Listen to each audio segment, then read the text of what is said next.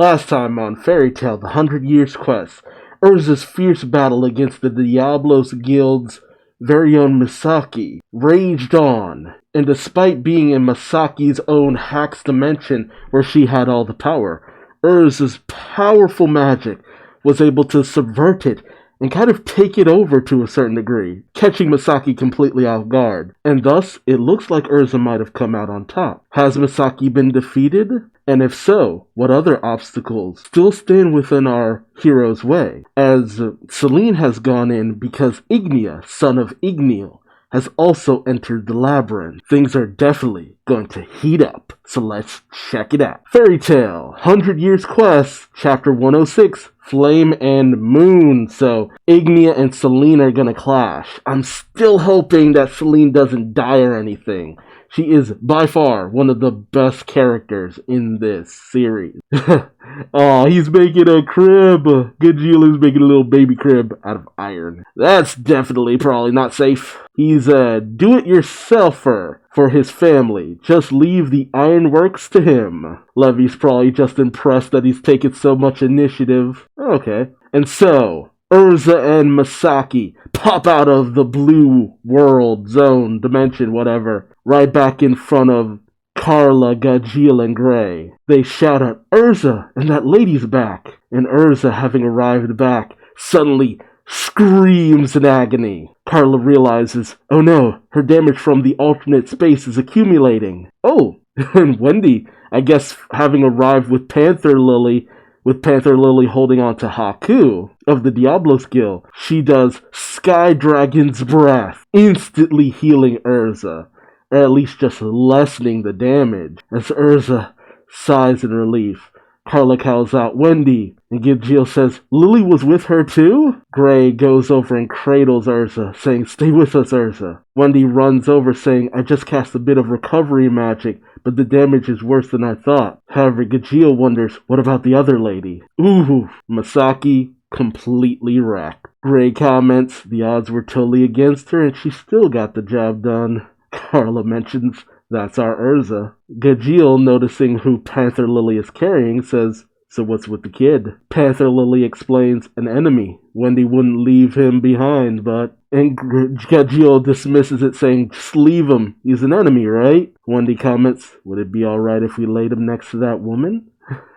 As Misaki is still smoldering on the ground. And then Haku awakens and says, "No way, I want to stay with Wendy," as he hugs her. Panther Lily realizes, "You brat, you were still conscious?" And Gajeel finishes him off, saying, "Don't just spring back up like that, little punk," smacking Haku in the face, clocking him out cold. And I guess maybe Wendy says, "That just leaves Natsu, Lucy, Happy, and Laxus. I hope we can join up with them somehow." Probably Panther Lily, actually. Oh, Jesus. Okay, Virgo has, tied up the weakened Lucy so she could carry her on her back, but, those be bondage knots. Don't ask me how I know that. Laxus, seeing this, comments, "Is that any way to carry someone?" Virgo weirdly replies with a wry smile, "Indeed, the princess likes it this way as well, I believe." Laxus says, "I feel sorry for Lucy just for being with you."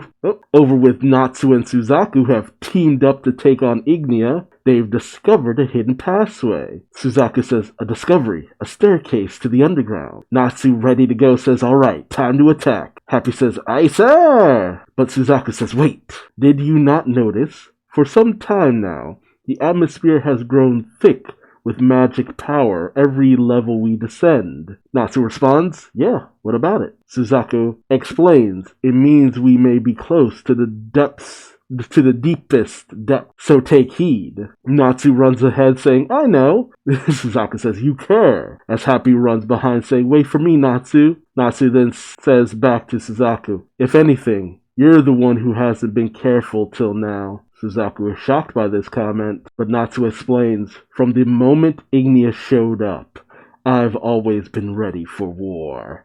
Damn. And Suzaku is shook by this comment. Alright, so they descend into an area that seems to have multiple roots all over the place, as well as crystals. Cool little cavern. Suzaku mentions, "How odd. There's quite the different air about this place. Natsu sniffs at the air, saying, that's Ignia's scent. He's here, somewhere on this floor. Ooh. Meanwhile, Ignia seems to have found, I guess, what they were looking for? Ignia says it took long enough, but looks like it's finally ready. Dogramag. And I guess that's the wisdom dragon's heart. Yeah, Ignia says, I get it. So you use this heart to advance the plan, huh? Plan? You really were my one true friend. Huh. Okay. Ooh, getting into some juicy plot stuff. And so the container around the wisdom dragon's heart seems to dispel. And Ignia continues, only you had the same idea I had. Now let's get this started, as he takes the heart. But then space warps behind him. Ooh. And none other than Selene appears through the rift of space and time. Well, space, I should just say. Ignia looks behind himself and says, Selene. And she responds in kind, Ignia. As they clash. I think this might be the first time we actually see two fully powered dragon gods clashing. Ignia comments, that's some way to say hello. Selene responds, I'm not going to hand that over. Oh, not Wisdom Dragon, Law Dragon. Elfinsera is the Law Dragon. That's my bad. Ignia comments, the heart of Elfinsera, the Law Dragon. His heart from back when he was human, that is. He remembers where to find every single weapon made by man. And you were going to use them to kill me and Varnis. Really? Selene responds, truly.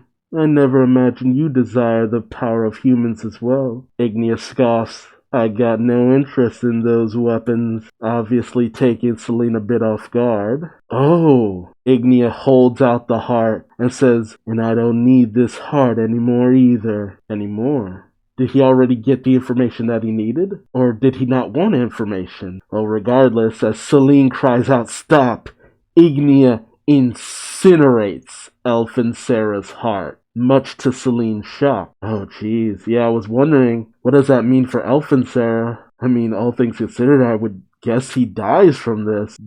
While it's kind of tragic that he might die, does that mean the Fairy Tale Guild doesn't get the reward? As Elfinsera's crow ally calls out to him, Elfinsera-sama, hang in there, Elfinsera-sama. Meanwhile, Selene is like twitching in anger as Ignia lets the ashes flow from his hand. Ignia explains Dogramag was using that heart to advance a certain plan of his. Or should I say, a plan of mine. What plan? Selene is obvious it's obvious from Selene's face that she's not happy about any of this. And Ignia responds, that face, it's as if you could already take a guess. Selene replies, I won't let you. Ooh. And as they slowly transform into their dragon forms, Ignia says, why are you siding with humans? And Selene responds, because the age of dragons is over. But Ignia replies defiantly, nope. It's only just beginning. So whereas Selene was willing to just let the Age of Dragons just die off, just living a peaceful life right up into the end, or at least a more interesting life, Ignia has other plans? Oh, God. It's not like we've never seen dragons in this series before, but just seeing them, these fearsome looking creatures, ready to clash with each other. It's impressive, I gotta tell you. Like, you could feel the power just emanating off of them. Kudos to the artist. Ignia barks, I'll turn every trace of you to ash, Selene. And Selene smirks, not before the moon's distortion erases you, Ignia. And as they prepare to clash, Natsu and Suzaku arrives as Natsu shouts, that's Ignia and Selene. And that's the end of the chapter. Damn, I didn't expect them to clash already. Again, considering we still haven't seen Kieran, wrap up whatever he was doing. It's still odd that Kieran never finished his fight. That leaves me wondering, should Selene fall in battle, will she be rescued by the Diablos Guild? It also makes me wonder, is there a way of saving Elfinsera? But what is Ignia's plan? To create more dragons, maybe?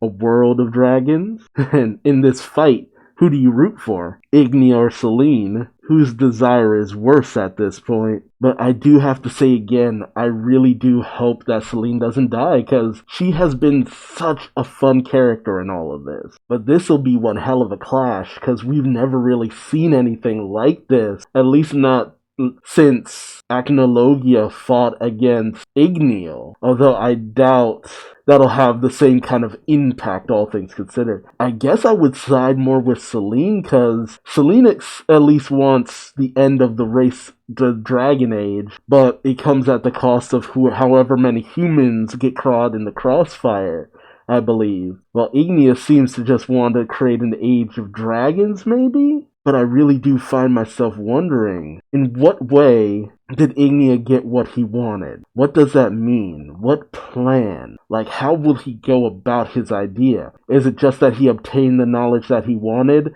and was just like, just crush this so nobody can come after me? Makes sense. Nobody could stop him without the proper knowledge. I was kind of hoping that maybe Masaki wasn't completely down and out, but it was still a decent enough clash, so it's acceptable. But I don't think Urza's going to be of much help now, going forward. But Gray and Gajeel, they haven't been in anything like major up until this point. So I'm wondering, like, where does their path take them? Because they haven't been in any major fight. They're still in pretty tip-top shape, all things considered. And with Wendy also being in pretty good condition, we still have our healer at the ready. Not to mention, Mashima and Atsuo have gone out of their way to constantly include the Diablos Guild, so I doubt Masaki and Haku and Kyrie, Scullion, Madmole, all of them, I doubt we won't see them again later, especially again with Kieran still running around. He's the last active member of the Diablos Guild, so I really am wondering, what's his deal? What's he going to do? Is he maybe going to jump at the opportunity of eliminating Selene? Yeah, I'm deeply curious, so let me know your thoughts in the comment section below. What do you think Ignia has in mind? And subscribe, that way you don't miss out on the next video. Or don't, I ain't your daddy, but I still love you like one. Until next time, I've been Duuz-Diz-Din, and I hope to see you in the next video. Until then, bye-bye!